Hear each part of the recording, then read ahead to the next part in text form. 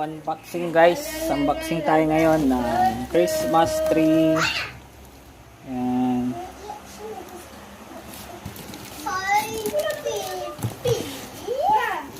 So ito yung head. Tawagan ko nga si Lula, tayong mga unan nasa baba. Okay. Ha? Kaya natin dyan. Tawagan ko si Lula. Tapos ito yung sa paa. Ito yung sa baba. So, unat muna natin to guys. Okay, so yan, naunat na natin. Lagyan natin dito to. Ito yung magiging lock.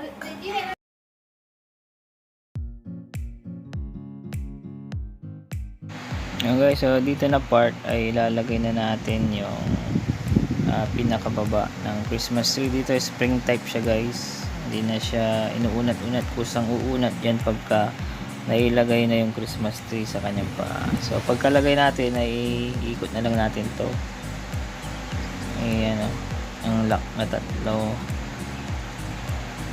Ayan. So okay na. So bali dalawang pieces to. Ito yung sa baba. Ayan. Mayroon siyang cherry. Tapos yung pine na hindi ko alam kung anong tawag dyan. Pine cone ba yun? Yeah. So spring type, you know, kusang bababa mag-isa. So yung kanyang design dito is dalawang klase, yung plastic type tsaka yung parang sako. Ayan. Ayan, pakita ko sa inyo guys yung itsura. Ayan, hindi naka-zoom in kasi. So maganda yung cherry niya kasi plastic na rin yan, tsaka hindi basta-basta natatanggal. Ayan, so kailangan ko pa ilagay yung na para sa taas. Ito yung sinasabi ko sa inyo guys. So ayan, plastic to. So plastic naman yung isa, kaso nga lang yun yung common. Ito yung origi, yung ganitong style, mas matibay, mas matagal siyang masira. So ito yung common na nabibili natin, parang nakahalo lang siya. Sa stock kasama na rin to, nakadikit na dito, nakaalam pa rin. Ayan, so kahit ganito lang may design na okay na guys. Kailangan ko ikabit yung taas para mas lumabas yung kanyang ganda. Tapos Christmas light na lang to, okay na. So ito yung inuunat, yung sa taas. Ayan, hindi siya spring type, yung sa baba lang talaga yung spring type. Ayan, pero maganda yung quality niya kasi matigas yung kanyang alambre. Ayan, maganda yung pagkakagawa. So maganda rin yung presyo. So nabili namin to sa mall sa si Isay Lukaw dito sa Dagupan.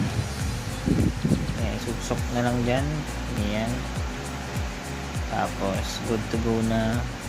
So, okay. Yan, so ito yung kanyang mga flowers.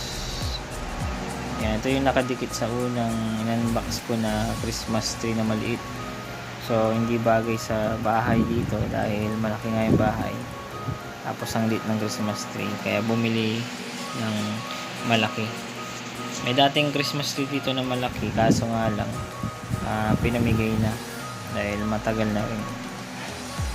So nilagay ko salpak-salpak lang yung flower niya sa harap kasi nga kulang nabitin. Sa likod naman hindi na masyadong makita ng video. So ilagay ko tong parang bells cord. Yan, bell cord ba yung tawag dyan. Ito yung mga ibang design. Yan, naikabit na namin ng anak ko, hindi ko na video dahil memory full na tayo. And